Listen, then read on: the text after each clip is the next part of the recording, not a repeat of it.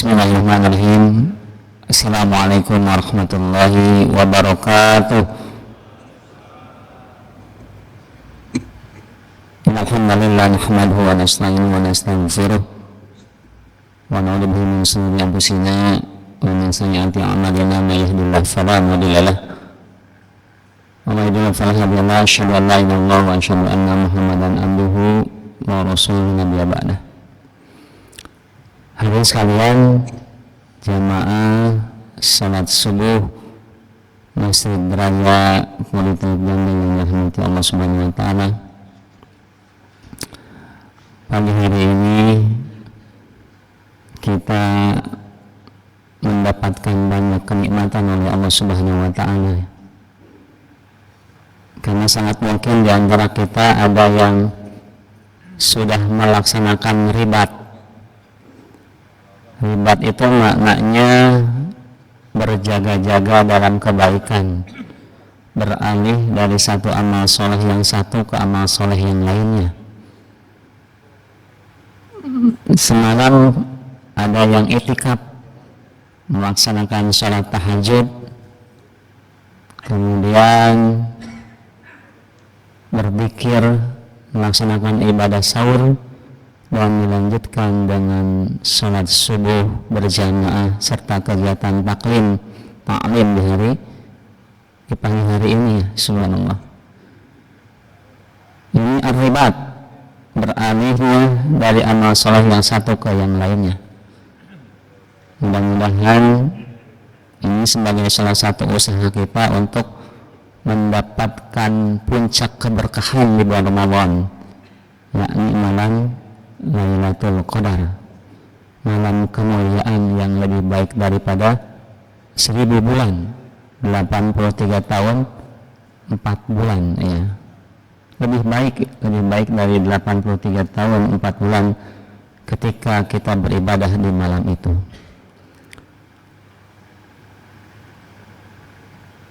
Demikian juga mudah-mudahan ini menjadi usaha kita, ya, usaha kita untuk memaksimalkan di hari-hari akhir daripada bulan Ramadan. Ketika kita di awal Ramadan, kita sambut Ramadan dengan kegembiraan, tarhib. Demikian juga ketika menjelang akhir Ramadan, kita harus memaksimalkan lagi, bersungguh-sungguh sebagai tanda kita bersedih hati, ya. Tanda kita bersedih hati melepas kepergian Ramadan. Laksana tamu agung, ketika mau berpisahkan kita memaksimalkan perjumpaan dengannya. Demikian juga ibadah Ramadan. Mudah-mudahan Ramadan ini menjadi Ramadan yang terbaik buat kita semuanya. Dan mudah-mudahan kita bisa bertemu dengan Ramadan di tahun yang akan datang. Hadirin sekalian, salam dan salam juga mudah-mudahan tercurah kepada baginda Rasul Nabi Muhammad sallallahu alaihi wasallam, pada keluarganya dan para sahabatnya. Harapan kita semuanya kita akan bisa berkumpul dengan baginda Rasul di Telaga Kausar nanti. Kita akan mendapatkan syafaatnya insyaallah. Hadirin jamaah kuliah sungguh yang dirahmati Allah Subhanahu wa taala, ada dua hal penting yang ditumbuhkan melalui ibadah dan berbagai macam amal soleh di bulan Ramadan. Yang kedua hal ini merupakan unsur utama dari ketakwaan. Yang pertama, ibadah Ramadan dengan segala macam amal solehnya, ya. Ibadah saum, tadabbur Quran, bersedekah, qiyamul lail, tarawih dan segala macamnya. Yang pertama itu menumbuh kembangkan kesolehan yang sifatnya individual. Dengan ibadah-ibadah tersebut membentuk diri kita menjadi soleh secara individual, menjadi baik secara individual. Dan kita merasakan, ya, bagaimana di bulan Ramadan ini kita ditempa terus ya dengan berbagai macam ibadah, dipaksa, bukan dipaksa ya, diarahkan, dikondisikan agar mengisi ibadah kita di bulan Ramadan dan akan membentuk kita menjadi individu yang soleh. Hadirin sekalian, salah satu karakter daripada orang yang soleh yang kita dapatkan di bulan Ramadan adalah membentuk diri kita menjadi orang yang jujur. Menjadi orang yang jujur. Misalkan dari ibadah saum yang kita lakukan. Ibadah saum ini termasuk ibadah sir. Ibadah yang hanya diketahui oleh Allah Subhanahu wa Ta'ala dan dirinya. Ya, bisa saja kan potensinya ada orang yang pura-pura saum, orang lain tidak tahu. Tapi tidak demikian. Ibadah saum ya dengan penuh keimanan wahtisaban, yang tahu dirinya dengan Allah Subhanahu wa Ta'ala, maka betul-betul akan menumbuhkan sifat kejujuran.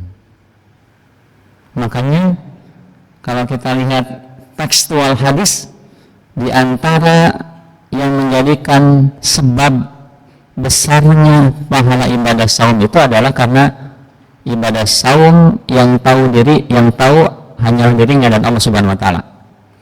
Bukankah ada hadis as-saumu li wa ana ajibihi, saum itu untukku dan aku akan membalasnya, akan memberikan ajrun, balasan pahala yang tidak disebutkan ya, karena besarnya pahala atau balasan dari Allah Subhanahu wa Ta'ala. Kalau ibadah yang lain kan secara tekstual pahalanya ada yang dijelaskan oleh Allah atau oleh baginda Rasul. Salat berjamaah sab'in ya 27 derajat ya, membaca Quran per huruf 30 kali kebaikan. Tapi ibadah saum tidak disebutkan, karena ibadah saum merupakan ibadah siriyah, ibadah yang betul-betul menghadirkan keikhlasan, jauh dari sifat riya, jauh dari sifat ujub, yang tahu dirinya dan Allah Subhanahu wa Ta'ala ya. Jadi inilah yang akan kita dapatkan dengan melaksanakan ibadah saum di bulan Ramadan ini. Kita akan dididik menjadi orang yang jujur, menjadi orang yang benar ya. Hadirin sekalian, ada sebuah hadis yang diriwayatkan oleh Bukhari. Hadis itu menyatakan, alaikum bisidqi fa inna sidqi yahdi ilal bir wa inna bir yahdi ilal jannah. Jadi hendaklah kalian selalu berusaha menjadi orang yang benar dan orang yang jujur, karena kejujuran akan melahirkan kebaikan-kebaikan, dan kebaikan akan menunjukkan kepada surganya Allah Subhanahu wa Ta'ala. Jika seseorang itu berusaha menjadi orang yang jujur, maka pasti dia dicatat oleh Allah sebagai orang yang selalu jujur. Kalau kita berusaha untuk menjadi orang jujur, pasti Allah mencatat kita sebagai orang jujur. Jauhilah dusta atau berbohong, karena dusta atau berbohong itu akan melahirkan kejahatan dan kejahatan, dan kejahatan akan menunjukkan ke jalan nerakanya Allah Subhanahu wa Ta'ala. Na'udzubillah. Jika seseorang terus-menerus berdusta, maka akan dicatat oleh Allah sebagai orang selalu berdusta ya. Kejujuran akan melahirkan kebaikan-kebaikan, dan kebaikan akan melahirkan akan menunjukkan kepada surganya Allah Subhanahu wa Ta'ala. Lawan yang jujur adalah dusta, suka berbohong, dan dusta akan melahirkan kepada perbuatan dosa atau kejahatan. Kejahatan akan menunjukkan kepada nerakanya Allah Subhanahu wa taala. Makanya di hadis yang sering disampaikan oleh para mubalik ada yang menyatakan malam yada qaula jur wal amali. Barang siapa yang tidak bisa meninggalkan perkataan dusta dan pengamalannya, maka Allah tidak butuh dia meninggalkan makan dan minum. Ya, ini harus kita waspadai ya. Khususnya di bulan Ramadan, jangan sampai berkata dusta atau berbohong. Ya, seperti itu. Kecuali perbuatan dusta yang diperbolehkan itu dalam 3 perkara. Dalam peperangan, ya seperti yang sekarang menimpa saudara-saudara kita di Palestina, ya. Dalam peperangan itu boleh berdusta, ya. Kemudian dalam mendamaikan orang yang berselisih, si fulan berselisih dengan yang lainnya, kemudian kita sebagai orang yang mau memperbaiki perselisihan itu bisa saja kan menyampaikan kepada katakanlah si A dan si B. Si A, kita menyampaikan si A untuk memulihkan katakanlah perselisihan dengan menyatakan si B menyampaikan salam ke si A. Kita yang menyampaikan seperti itu, padahal tidak demikian. Akhirnya ketika si A dan si B langsung mengucapkan salam, dan insya Allah akan menjadi awal dari selesainya perselisihan. Berbohong untuk menyelesaikan perselisihan. Dan berbohongnya dalam keluarga dalam tanda kutip, ya, untuk lebih mengharmoniskan kehidupan rumah tangga. Seorang istri masaknya keasinan, kepedesan, ya, kadang-kadang kan kita menghargai usaha atau jerih payah istri. Ketika ditanya enak nggak masakannya, luar biasa, ya, luar biasa, atau luar biasa, padahal kurang nyaman, ya. Baginda Rasul juga demikian, ya, ketika sepulang dari safar berpergian, sampainya di rumah Aisyah, ya, karena pulangnya malam, Aisyah menghadirkan minuman kepada baginda Rasul, minuman manis, ya. Tetapi ketika disodorkan kepada baginda Rasul, kemudian Rasulullah meminumnya. Tapi ketika ditanya baginda Rasul, wahai baginda Rasul, rasanya gimana? Enak. Tapi Aisyah terkejut ketika kembali ke belakang, karena yang dikasihnya bukan gula, garam, ya. Tapi baginda Rasul karena akhlaknya luar biasa sehingga tidak mengekspos gitu, ya, tidak berkata jujur bahwa minumannya rasanya asin. Nah, berbohong untuk menjaga keharmonisan keluarga dalam tanda kutip, insya Allah masih diperkenankan. Tapi tidak ini menjadi alasan seorang suami harus senantiasa berbohong terus, ya, kepada istrinya. Nanti dari dusta ke dusta, ya, karena berbohong itu melahirkan kebohongan yang lain untuk menutupi kesalahan. Naudzubillah. Jadi ibadah saum kita melahirkan kejujuran, ya. Hadirin sekalian, kejujuran juga akan mengantarkan kepada kesuksesan. Ini mafhum semuanya, ya. Orang yang jujur punya ilmu, insya Allah sukses. Orang yang jujur punya ilmu, bekerja keras, insya Allah sukses. Ini digambarkan oleh Allah bagaimana Nabi Yusuf, seorang yang jujur dan memiliki pengetahuan bagaimana mengelola keuangan negara Mesir pada saat itu, dia sukses menjadi seorang bendahara di Mesir. Ya. Hadirin sekalian, Dan hendaklah kejujuran itu harus diarahkan menjadi sebuah komunitas, sebuah kolektif, sebuah lingkungan ya. Karena di dalam Al-Quran dinyatakan, ya ayyuhalladzina amanu taqullaha wa kunu ma'as shadiqin. Wahai orang-orang yang beriman, bertakwalah kalian kepada Allah dan hendaklah bersama dengan orang-orang yang jujur ya. Jadi kejujuran ini harus ditularkan sehingga menjadi sebuah komunitas, sebuah kelompok ya. Dan ini yang dikehendaki oleh Allah dalam Al-Quran di surat At-Taubah ayat 119. Hadirin sekalian, jangan ada di antara kita yang punya anggapan kalau jujur ini hidup akan sulit. Jangan ya. Ini harus dirubah secara revolusioner ya. Ya harus dirubah bahwa anggapan itu tidak benar. Justru orang yang jujur akan melahirkan keberkahan, akan melahirkan kebaikan dan akan mendatangkan kesuksesan.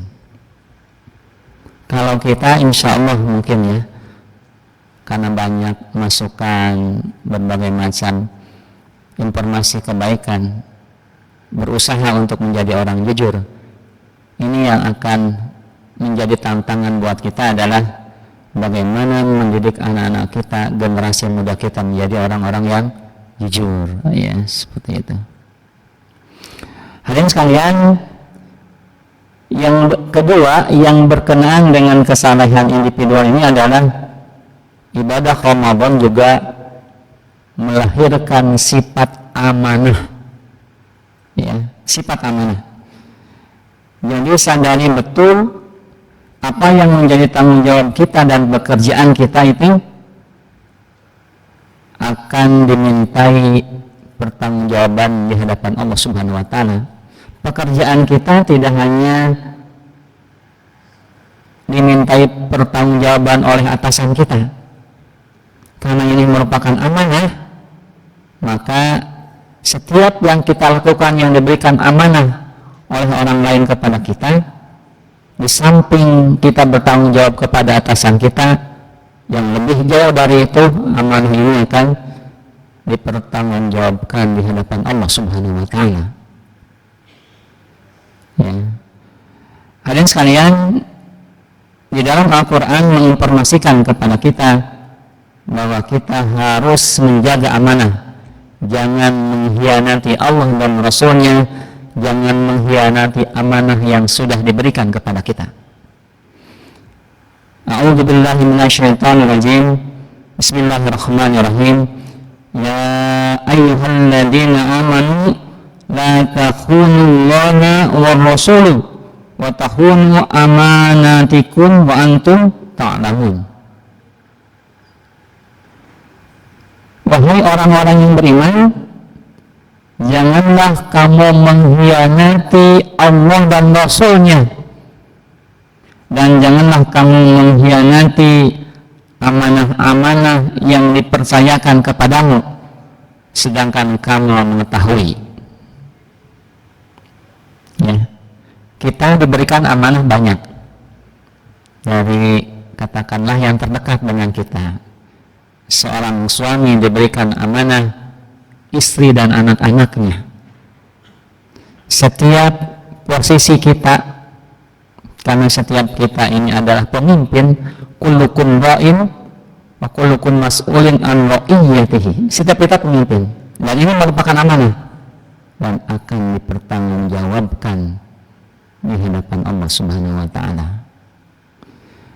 Hadirin sekalian, sifat amanah itu akan menarik kepada rezeki ya. Sedangkan sifat khianat akan menarik kepada kefakiran. Ini dalam hadis menyatakan al-amanatu tajlibul rizqa wal khiyanatu tajlibul faqra ya. Sifat amanah dan jujur itu akan menarik rezeki, dan sedangkan khianat akan mengakibatkan kefakiran.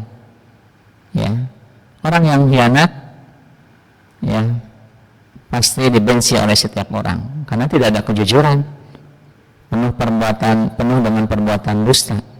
Ya, dan bahkan lebih dari itu, tanda daripada orang munafik diantaranya adalah jika diberikan amanah dia khianat. Naudzubillah ya. Dan ibadah saum itu mendidik kita untuk menjadi orang yang amanah. Ya, menjaga lisan kita dari perbuatan dusta.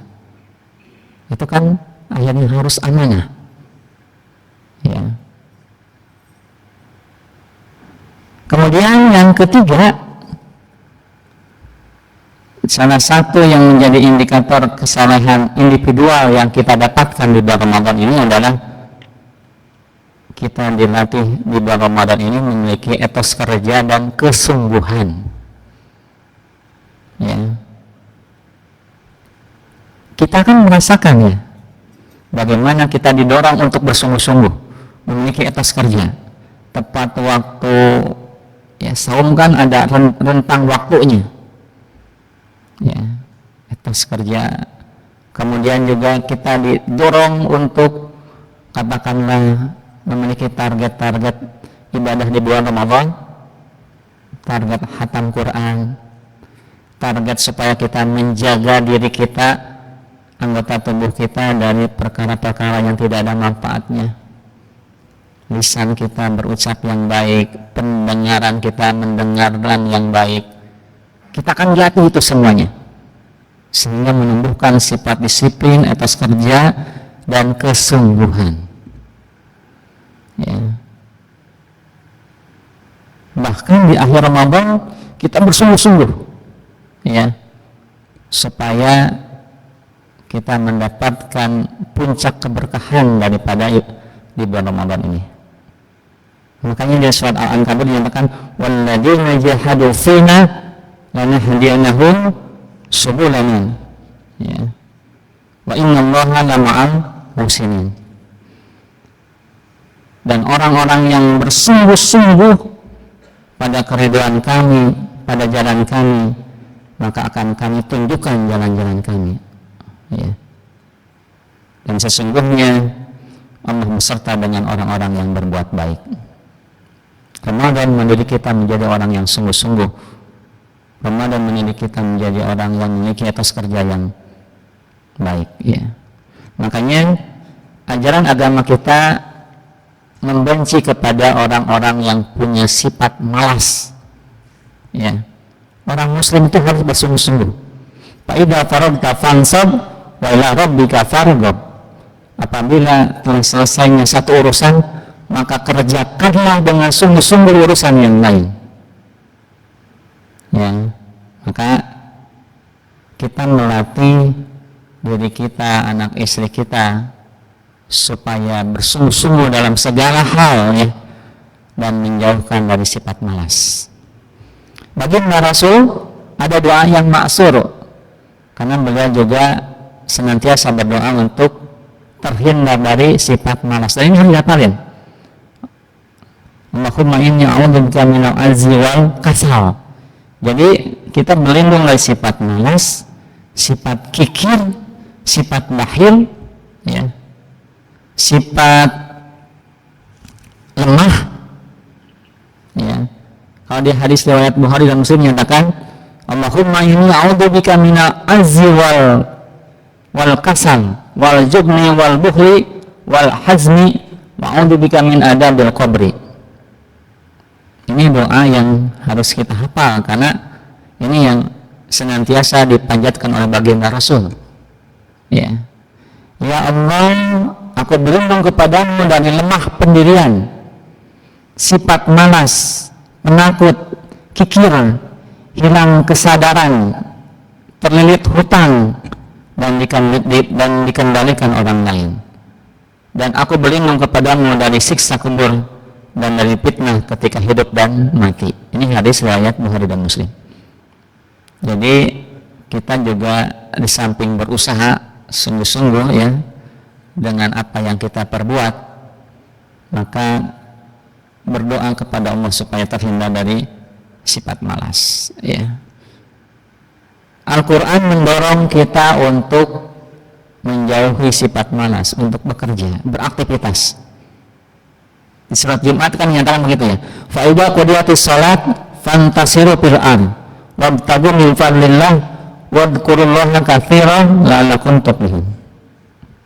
Apabila telah selesai salat, fantasiru fil ardh, bertebaranlah kalian di muka bumi ya, dan carilah karunia Allah sebanyak-banyaknya, dan ingatlah kalian kepada Allah misalnya kalian menjadi orang-orang yang beruntung. Wadhkurullaha katsiran la'allakum tuflihun. Ingatlah kalian sebanyak-banyaknya kepada Allah misalnya kalian akan menjadi orang yang beruntung. Faida qudiyatis shalat fantasiru fil ardh, bertebaran di muka bumi, carilah karunia Allah sebanyak-banyaknya. Ini yang mendorong kita untuk beraktivitas, bekerja, menjauhi dari kemalasan. Apapun pekerjaan yang penting halal. Ramadan mengajar kita untuk memiliki etos kerja dan memiliki kesungguhan dalam setiap aktivitas kita. Hadirin sekalian,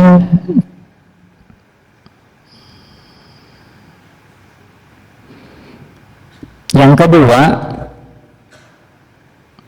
ibadah Ramadan itu melahirkan kesalahan sosial. Kalau tidak kan, kalau tadi salah secara individual, baik secara individual, Ramadan juga mendorong kita soleh secara sosial, ya, baik secara sosial. Apa maknanya? Maknanya kita itu harus punya kepedulian memperhatikan saudara-saudara kita yang lain, karena kita hidup tidak bisa sendiri ya. Kita hidup di masyarakat, pasti di antara anggota tetangga kita ya, atau saudara-saudara kita mungkin ada yang kekurangan, mungkin ada yang sedang sakit, maka kita harus punya kepedulian ya. Dan di Ramadan kita dilatih itu, untuk itu, dengan memperbanyak sedekah di bulan Ramadan, karena baginda Rasul itu ya sangat gemar bersedekah, apalagi di bulan Ramadan ya. Kemudian di akhir Ramadan ada ibadah zakat. Toolnya, alatnya untuk membangun kecerdasan sosial itu adalah, untuk membangun kesolehan sosial itu adalah toolnya dengan zakat, infak, sedekah. Sarananya itu dengan itu ya, kita bantu orang lain ya, sarananya dengan itu. Hadirin sekalian, ada beberapa hadis yang harus kita perhatikan. Bagaimana kita harus memiliki kepedulian kepada orang lain. Di antaranya hadis, barang siapa yang tidak peduli dengan urusan orang kaum muslimin, maka laisa minni, dia bukan termasuk golonganku, kata baginda Rasul ya.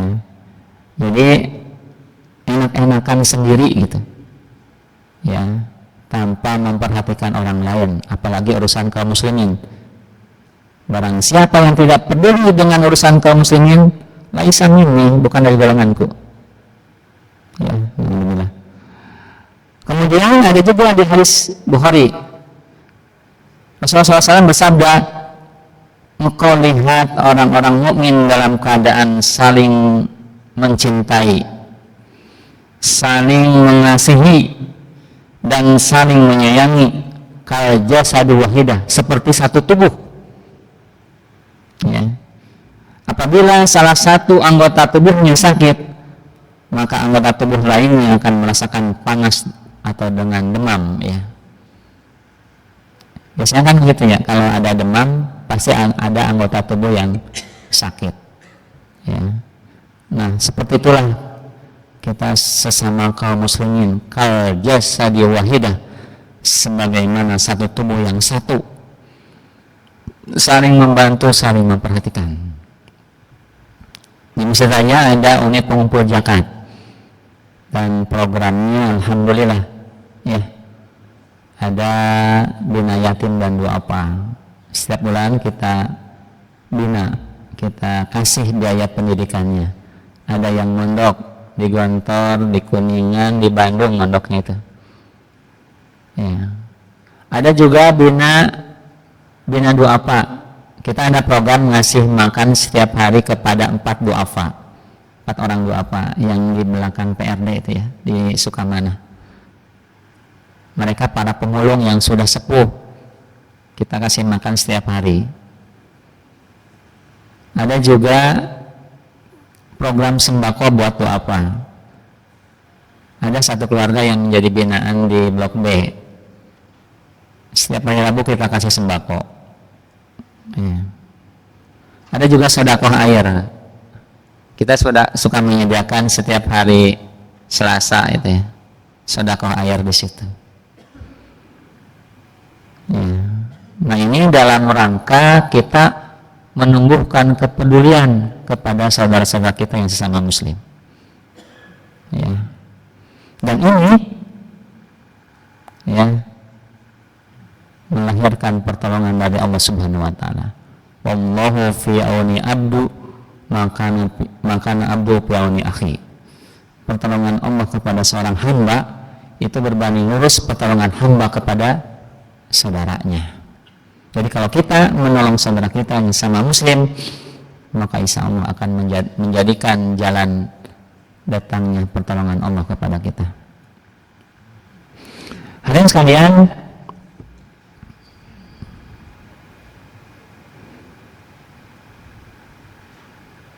bahkan secara teks lebih jelasnya lagi, secara teknis menyatakan Rasulullah SAW pernah bersabda, wahai Anas, tidak dikatakan beriman kepadaku orang-orang yang tidur renyah kekenyangan, sedangkan tetangganya mengalami kelaparan dan dia mengetahuinya ya. Jadi tidak beriman kepada Rasulullah orang yang dia tidur pulas kekenyangan sementara tetangganya kelaparan.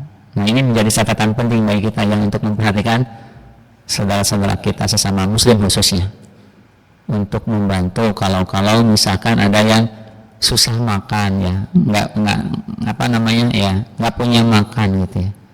Kalau ada yang sakit kita bantu. Jadi hakul muslim ala muslim itu diantaranya begitu.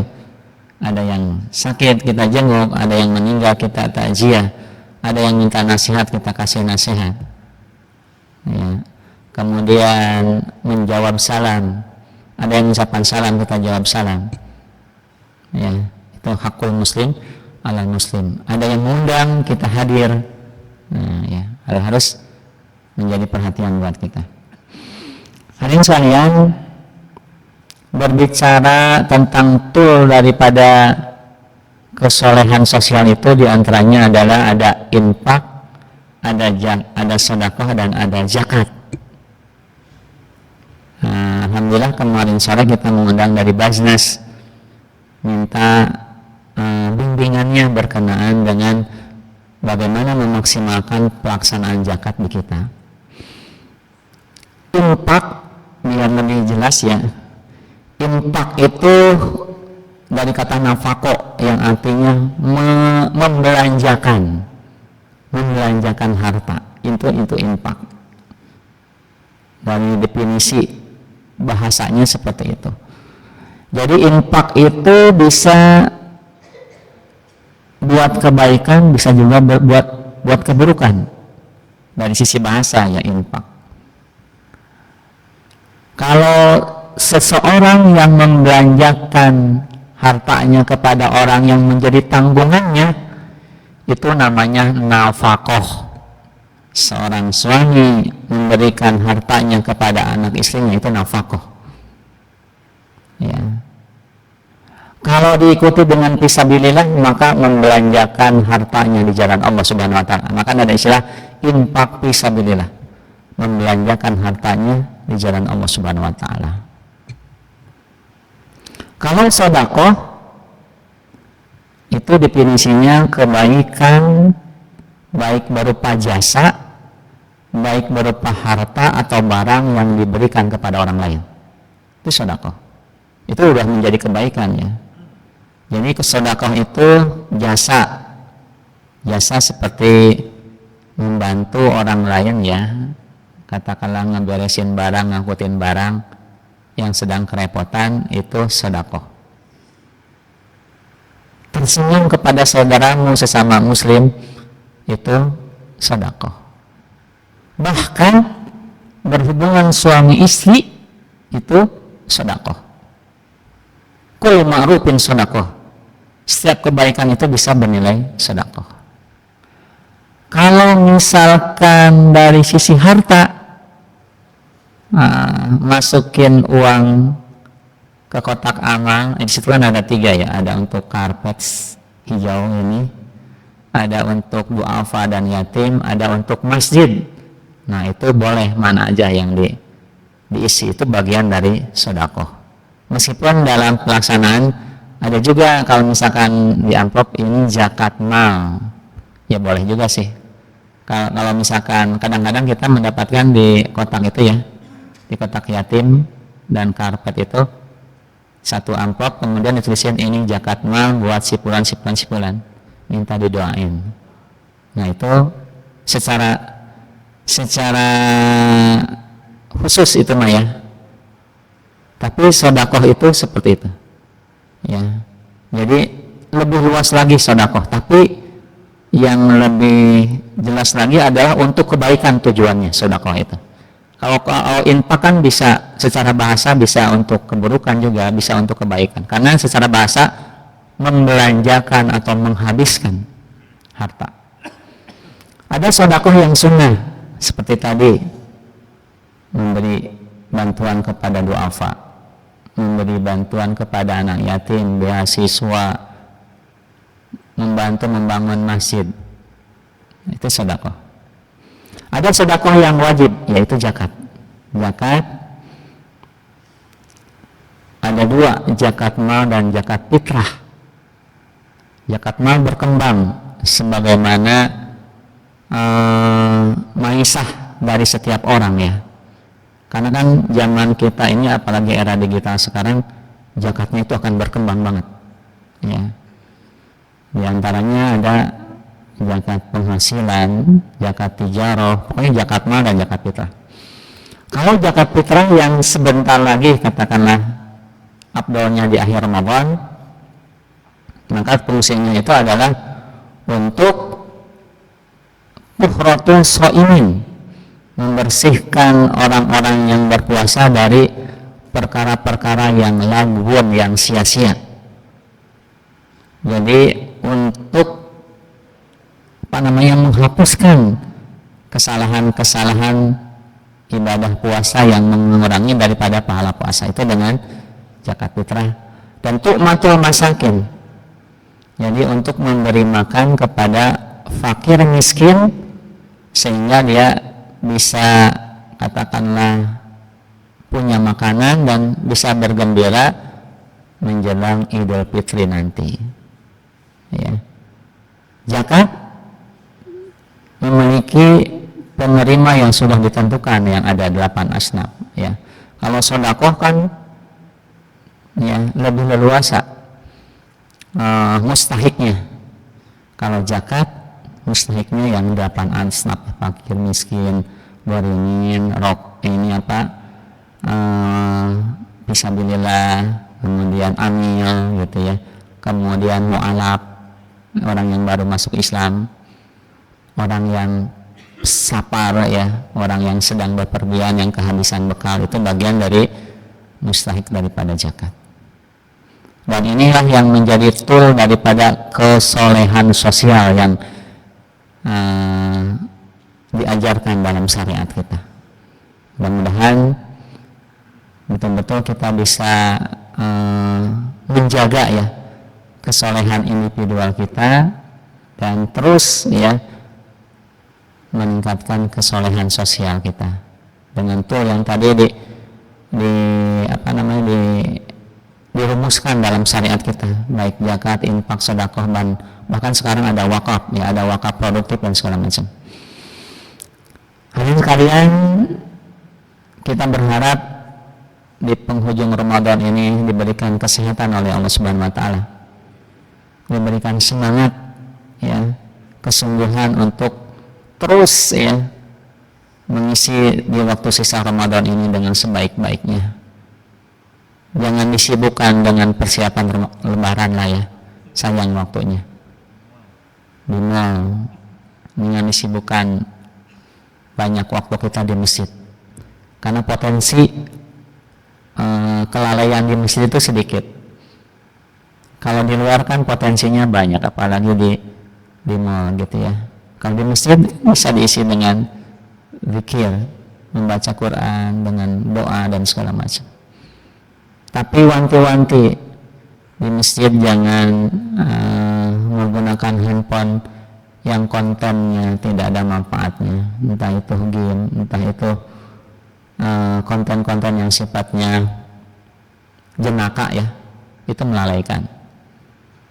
Kita stop membuka konten-konten yang demikian, karena ini bulan Ramadan yang penuh dengan kemuliaan dan ini di akhir daripada bulan Ramadan. Mudah-mudahan kita bisa istiqomah. Demikian, terima kasih atas segala perhatiannya. Barangkali ada yang mau menyampaikan tambahan dari apa yang saya sampaikan, silakan. Baiklah, jemaah masalah Pondok Jambe, setelah kita dengarkan tadi masalah bagaimana kita mengisi di bulan Ramadan ini, apalagi di 10 hari terakhir.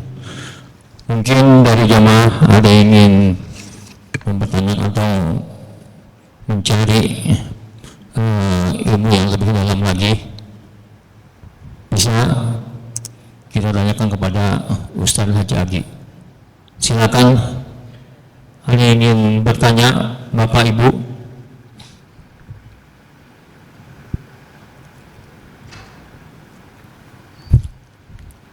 Bapak Haji Maskur?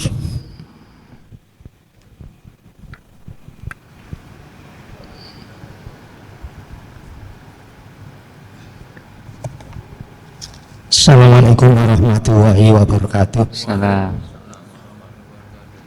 Qad aflahal mu'minun alladzina hum fi sholatihim khoshi'un. Dan ayat yang ke-9, walladzina hum ngala sholawatihim yuhafizun. Dua ayat ini selalu ditekankan oleh Ustadz, baik dulu sebelum kita memasuki bulan Ramadan sampai pada kultum-kultum, selalu ditekankan. Nanti sore itu kita sudah memulai dengan iktikaf malam ke-21. Tentunya kita akan berusaha. Yang pertama, mungkin Ustadz bisa memberikan penjelasan Lailatul Qadar itu apa kualitas atau kuantitas. Artinya kalau kuantitas itu turunnya setelah maghrib atau sampai fajar, atau itu kualitas, artinya kita tidak ada yang tahu gitu. Tapi biasanya kan orang menyebut tadi malam ini sudah sudah turun Lailatul Qadar, tapi kita nggak tahu jamnya berapa kan gitu. Nah gini Ustadz, saya ini tidak mengadu dan tidak mengeluh, tapi hanya ingin menyampaikan unek-unek. Kita punya anak-anak banyak sekali. Ini menandakan bahwa masa depan masjid kita itu insya Allah akan makmur terus gitu loh, menggantikan kita-kita yang tua ini seperti Pak Soleh ini kan nanti ya kan kita mau ke sana. Harus ada regenerasi. Ya, kita bangga dengan anak-anak seperti ini ya. Seperti anjuran dari Ustadz, kita mau mau beribadah dalam rangka Lailatul Qadar ini sekhusyuk mungkin. Tapi nun sewu ya istilah Jawanya, bagaimana mungkin Ustadz kalau kita bisa khusyuk kalau anak-anak ini ke masjid itu nun sewu sekali lagi itu tujuannya hanya ingin ketemu komunitas-komunitasnya. Iya. Sehingga di sini nih Masya Allah rame lari-larian, ya maklum ya, masjidnya dingin, luas, empuk, karpetnya empuk itu. Jadi di sini nih berlari-larian, bahkan kalau sholat Ustadz, ini malah anak-anak itu pada diskusi sendiri-sendiri. Iya. Ada yang tertawa dan lain sebagainya gitu loh. Ada yang bersiul, ada yang kalau sholat itu sambil memberi tanda kepada teman dengan bertepuk tangan, bahkan ada yang memanggil-manggil. Itu Ustadz ya, fenomena yang ada itu orang selalu bilang ya namanya aja anak-anak gitu loh. Nah ini bagaimana mungkin kita bisa khusyuk Ustadz? Bagaimana mungkin kita bisa konsentrasi menjaga sholat kita kalau keadaannya seperti itu? Maaf ya Pak Ustadz, ini saya enggak ngeluh, enggak anu, tapi ya unek-unek saja ini. Kemudian yang kedua Ustadz, tidak hanya satu, saya juga bangga banyak orang tua-tua ini yang membawa anak-anaknya terutama balitanya ke masjid. Ini kan yang kebanggaan saya, ini ke depan juga anak-anak seperti itu kan akan menggantikan Pak Soleh ini ya. Ini untuk memakmurkan masjid ini. Cuman sayang kebanggaan itu menjadi luntur apa nakala anak-anak tadi dibiarkan Ustadz lari-larian ke sana kemari, mengganggu. Pada bahkan kalau maghrib itu ya Ustadz, yang umumnya kalau pas liburan ini seperti di sini ini seperti masjid untuk wisata kuliner. Maaf lagi sekali lagi banyak orang tua itu membawa mas ini, ya maklum lah ya tadi seperti tadi masjidnya dingin, luas, empuk dan lain sebagainya, sehingga lunturlah kebanggaan saya itu dengan kondisi seperti itu. Nah ini terus ke depan, maaf Ustadz, maaf lagi, bagaimana mengatasi ini supaya kita itu tidak hanya ada terhenti pada fenomena ya namanya saja anak-anak gitu. Ini Ustadz, Ya. mohon maaf dan mungkin ini ya saran saya mungkin setiap saat itu anak-anak itu selalu diingatkan, apalagi kalau mau sholat, jangan sampai sholat itu kita itu konsentrasinya bacaan imam tapi di lain pihak konsentrasinya anak-anak kok ramai sekali, kenapa sih ini malah ada yang tertawa. Jadi hafidun kita ini tidak terjaga lagi Ustadz, khosingin kita ini juga enggak terjaga lagi gitu loh. Itu Ustadz. Terima kasih. Assalamualaikum warahmatullahi wabarakatuh. Waalaikumsalam warahmatullahi wabarakatuh. Terima kasih Pak Haji Maskur. Silakan Pak Ustadz dijawab. Tadi Pak Haji membawakan surat Al-Mu'minun. Qad aflahal mu'minun alladzina hum fi salatihim khashi'un walladzina hum 'anil lagwi mu'ridun walladzina hum lizzakati fa'ilun walladzina hum li furujihim hafidun walladzina hum 'ala shalawatihim yuhafidun ulaika humul warithun alladzina yarisuna al-firdaus hum fiha khalidun. Jadi di ayat ini ada dua penekanan berkenaan sholat. Orang yang khusyuk dalam sholatnya dan orang yang senantiasa menjaga sholatnya. Mereka itulah orang yang akan mewarisi surga Firdaus. Nah, fungsi masjid yang pokok ada untuk kegiatan sholat. Ya, karena di sini setiap hari dilaksanakan sholat berjamaah yang 5 waktu. Maka ini menjadi tantangan ya buat pengurus DKM, buat saya, ada Pak Haji Saifuddin, ada Pak Haji Wahyu, ada Pak Haji Romli, dan ada Pak Haji Soleh dengan yang lain-lainnya. Bagaimana kita mengatur anak-anak kita di masjid, bagaimana kita mengatur jamaah anak-anak yang masuk ke masjid. Pertama yang harus kita pahami sebagai salah satu prinsip ya, bahwa kita menghendaki masjid ini menjadi ramah terhadap anak.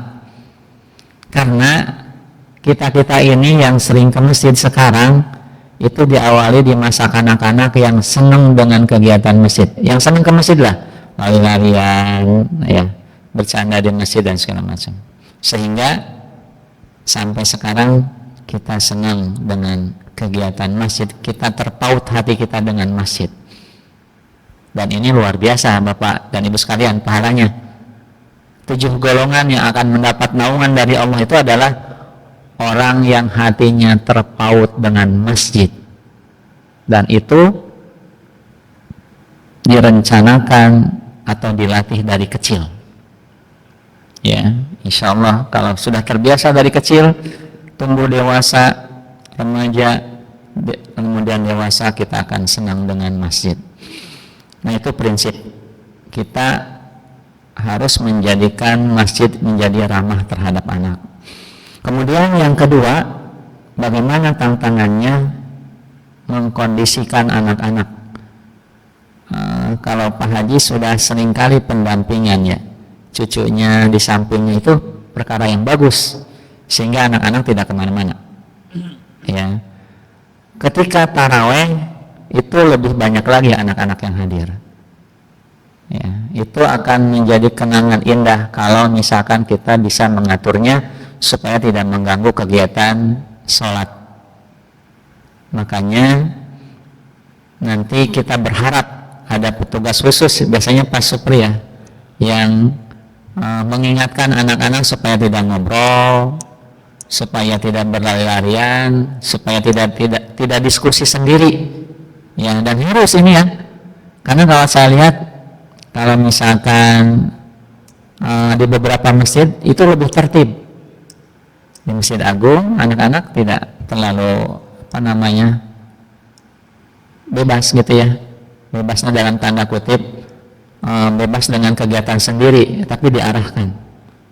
Di Masjid Aliyah juga lebih tertib, dan ini insya Allah menjadi tantangan buat teman-teman di DKM ya, supaya mentertibkan anak-anak, mengingatkan anak-anak, mendampingi anak-anak supaya mereka juga bisa ikut sholat berjamaah dengan kita dengan tertib dan tidak mengganggu kekhusyuan daripada jamaah yang melaksanakan sholat.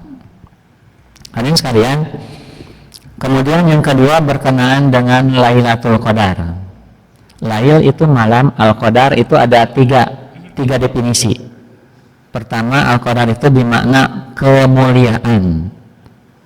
Apa makna kemuliaan itu? Karena beribadah pada malam itu kita seperti beribadah selama lebih dari 1000 bulan, 83 tahun 4 bulan ya.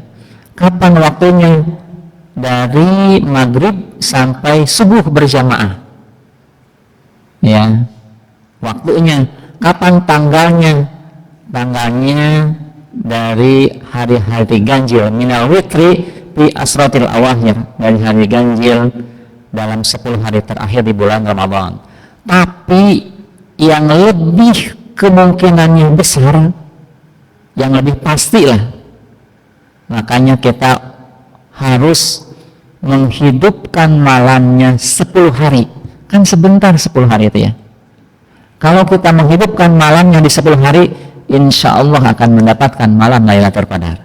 Jadi jangan hanya memilih ganjil, oh ini 21, nanti malam 21 nih, oh 23, sehingga di hari-hari ganjil jamaah penuh. Apalagi sekarang kan ada 2 versi ibadah Ramadannya ya. Teman-teman misalkan saudara-saudara kita Muhammadiyah sekarang semalam sudah 21 ya. Makanya yang paling ahsan, yang paling selamat, yang paling potensial untuk mendapatkan malam Lailatul Qadar adalah dengan mengisi daripada malam-malam 10 hari terakhir di bulan Ramadan. Nggak usah membedakan yang ganjil, yang genap. Kita isi betul-betul maksimal menghidupkan malamnya dengan berbagai macam ibadah di 10 hari terakhir Ramadan. Ya. Itu kemuliaan, makna kemuliaan. Kemudian yang kedua maknanya adalah takdir. Jadi di malam Lailatul Qadar itu Allah memberitahukan takdir kita selama setahun kepada para malaikat. Ya, dari Lauhul Mahfuz kemudian diinfokan kepada para malaikat berkenaan dengan takdir selama setahun kepada setiap hambanya. Jadi malaikat sudah tahu rezeki seseorang ya selama setahun, kapan matinya, kemudian kondisinya mau seperti apa. Jadi takdir tahunan yang diinformasikan oleh Allah kepada para malaikat. Kemudian makna qadar yang ketiga adalah bermakna al-dhaid, sempit. Mengapa dikatakan sempit? Karena pada saat itu semua malaikat termasuk ar-ruh, termasuk malaikat Jibril turun ke bumi sehingga sempit. Ya, bumi ini sehingga sempit. Karena kan kita tahu beberapa informasi dari hadis itu malaikat bersayap dan sayapnya seluas langit dan bumi. Ini semua malaikat termasuk malaikat Jibril turun ke bumi sehingga bumi sempit.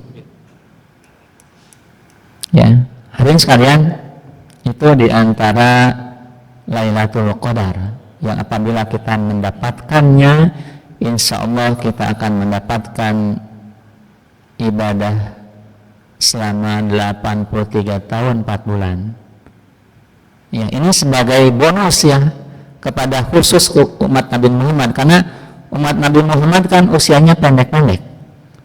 Dari sitin wasabin antara 60 dan 70.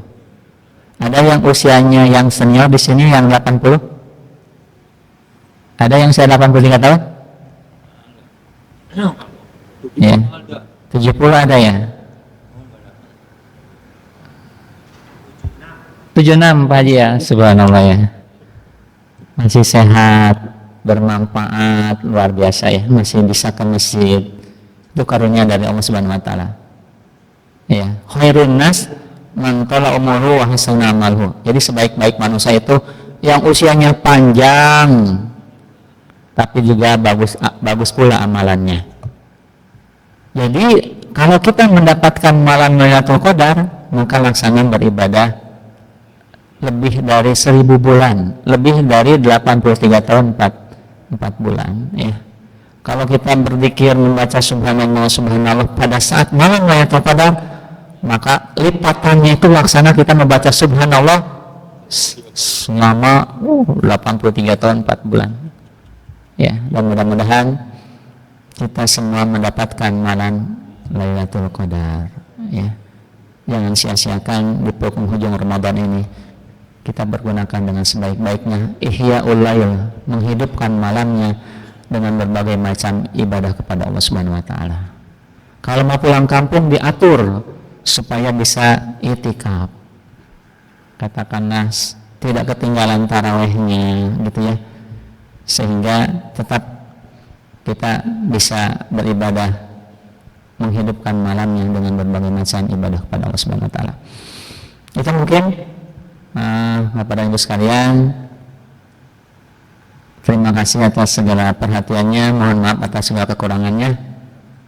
Kita tutup dengan doa kifaratul majelis. Subhanakallahumma wa bihamdika asyhadu an la ilaha illa anta astaghfiruka wa atubu ilaik. Terima kasih, saya kembalikan kepada Pak Haji Saleh. Baik, terima kasih Pak Haji Agi. Ini saya hanya seperti yang diharapkan dari Pak Haji Maskur untuk mengatur anak-anak itu bagaimana. Saya hanya ingin menyampaikan pernah melihat di suatu masjid yang tadi saya bilang Masjid Aliyah, ketika masjid itu baru-baru jadi, itu setiap maghrib memang banyak anak-anak. Ya, kita pengalaman di sana itu setiap maghrib ada petugasnya untuk mengatur anak-anak. Nah, petugasnya itu tidak sholat bareng dengan imam, tapi dia melepas rakaat pertama. Ketika rakaat kedua itu anak-anak sudah sepi, sudah teratur, baru petugas itu ikut di rakaat kedua dan selanjutnya. Saya kira kalau memang itu bisa dipraktekkan di sini itu baik, karena juga dulu pernah kita praktekkan, tapi memang hilang sendiri, Pak. Pernah kita praktekkan di sini, tapi ya petugasnya itu anak-anak muda itu banyak yang kuliah, banyak yang kerja, sehingga kegiatan itu terhenti sendiri, Pak. Mungkin itu bisa dilanjutkan kalau memang nanti itu kita butuhkan. Demikian, mari kita tutup taklim kita ini dengan membacakan kifaratul masjid. Subhanallah bihamdihi subhanallah. Asyhadu an la ilaha illa anta astaghfiruka wa atubu ilaik. Billahi taufik wal hidayah. Wassalamualaikum warahmatullahi wabarakatuh.